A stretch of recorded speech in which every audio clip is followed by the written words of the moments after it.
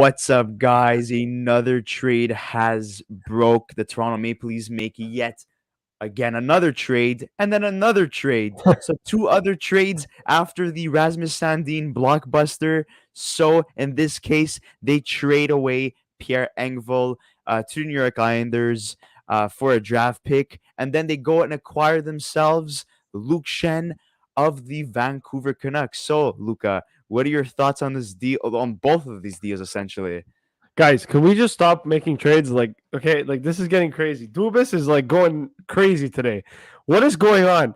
Anyways, Engvall going to the Islanders. It's a good depth move for the Islanders for sure. They get a really good, third line, top nine forward in Pierre Engvall.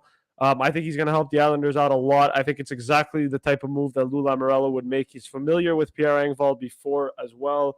He was the GM in Toronto during the time that Engvall was a Leaf and on the Marlies. So, he's familiar with him, and I think it's a good move for them.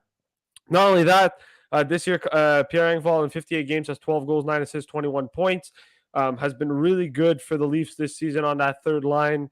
Has played fourth line minutes a little bit as well. So I like this move. He's 26 years old, so still has a lot of still has some upside as well. I think the Leafs, like I said before, I like this move for the Islanders. The Leafs get a 2024 third round pick. They then trade a 2023 third round pick to the Vancouver Canucks and acquire Luke Schenn. So it was just funny because they just traded away Sandin for Gustafsson in a first.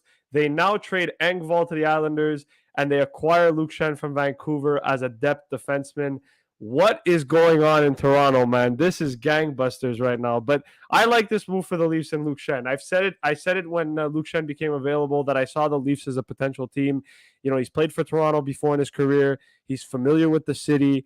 They're a cup contending team now, and I think with them, this is going to be a really good top 7, the top 8 actually. Top 7 because Sandin's gone and it's going to be Gustafsson.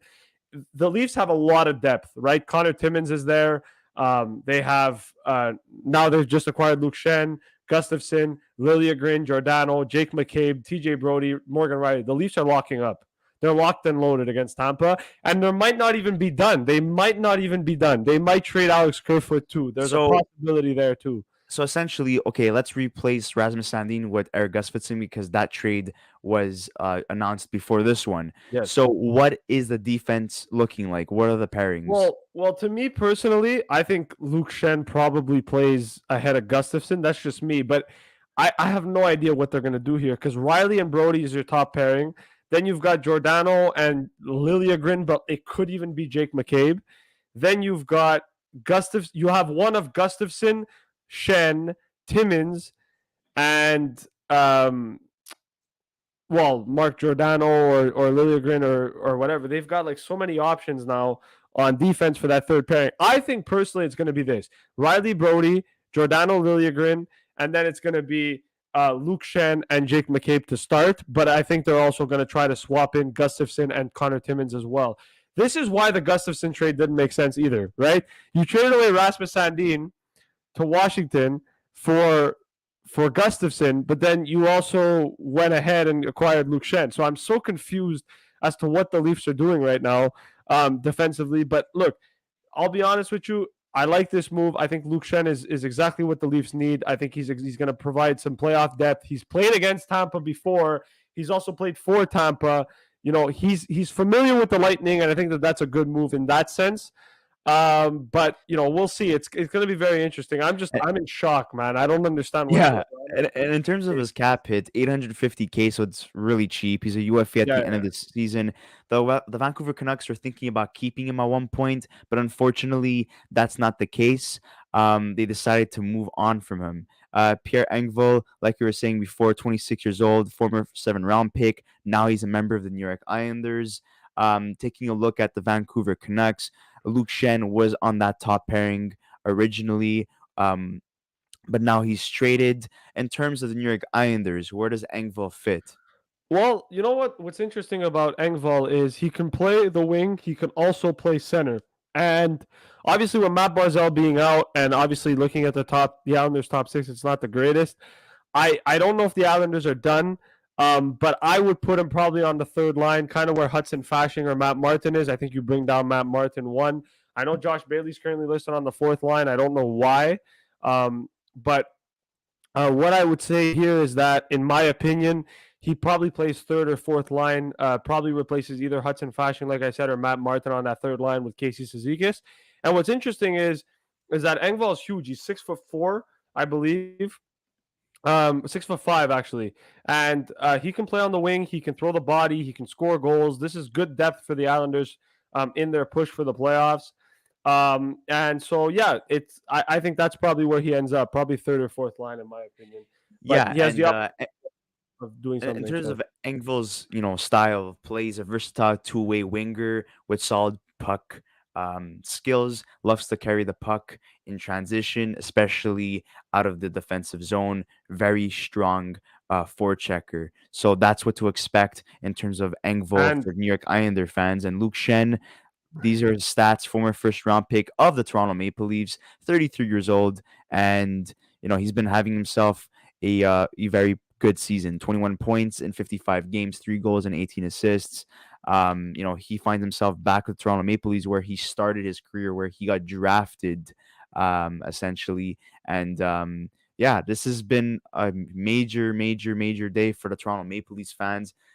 This team continues to get serious and more serious. And honestly, I don't know how the Tampa Bay Lightning, essentially the Bolts, are feeling about this with all these moves. Like, are they feeling threatened? They only have Tanner Jeannot that was added to the team. I really hope that for Dubas' sake and for the Toronto Maple Leafs' sake, they don't um, lose in the first round, because this is a lot of activity from the general manager. This is the most active we've ever seen him be. And it's because, like we were alluding to in previous trade breakdown videos of the Toronto Maple Leafs, he's on a contract year. He needs to get an extension. Not only that, it's time for the Toronto Maple Leafs to take the step forward, get out of that first round, go to the second round, potentially go on a run.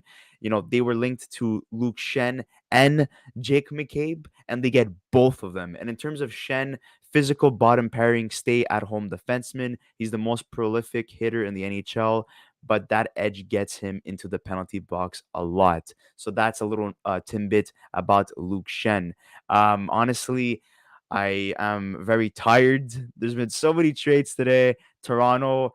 and it's only just continuing because, like Brandon Lee just wrote out, and I actually just got a notification on my phone. The Columbus Blue Jackets are scratching Eunice Corpusalo as well for trade related reasons, and it's funny because people were talking about the Leafs potentially going for goaltending. Dubas might not be done here, man. Maybe he goes for Corpusalo. There's a possibility As of that as of right happens. now, like, wow, like the Toronto Maple Leafs are the biggest winners so far heading into this deadline. I don't know what else to say, to be honest with you guys. In terms of paper transactions, that's what it looks like. In terms of how this translates into physical play when it comes to hitting the ice and heading into the playoffs, I don't know what to expect. Essentially, this could go very bad or it could go very well. But I'm trying to be optimistic. Essentially, I want to see the cup back in Canada, even if it's in Toronto. No, And no, no. we'll see what happens there. But guys, make sure to like this video, subscribe to our channel if you haven't already. And yeah, there's many more trades to cover. I don't think this is the end whatsoever. And make sure to check out all our other trade breakdown videos: Patty Kane, Tanner Jeannot, and the rest of the whole shebang. So, guys, we'll see you on the next episode of the Young Guns podcast. Thank you so much for watching.